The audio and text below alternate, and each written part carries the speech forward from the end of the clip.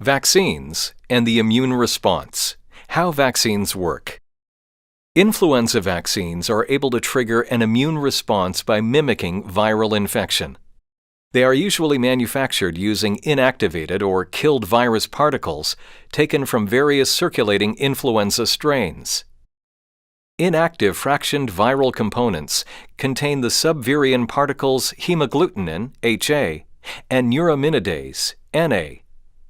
In Canada, influenza vaccines are administered via intramuscular injection. These fractioned particles containing the foreign antigens hemagglutinin and neuraminidase are released from the vaccine into the bloodstream.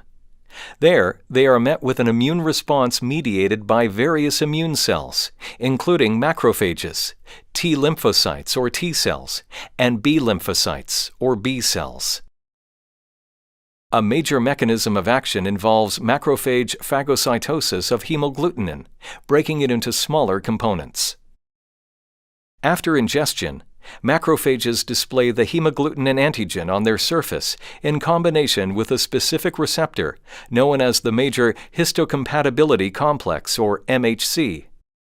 T cells are now able to recognize and bind foreign antigens that are associated with the MHC. Upon binding to the MHC receptor, T cells become activated and proliferate into either cytotoxic T cells, regulatory suppressor T cells, or helper T cells.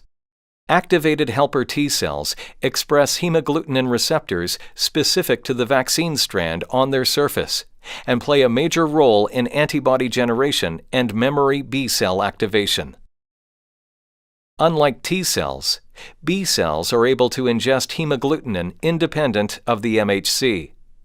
Once internalized, B cells process the hemagglutinin antigen and present it on their surface in combination with an MHC.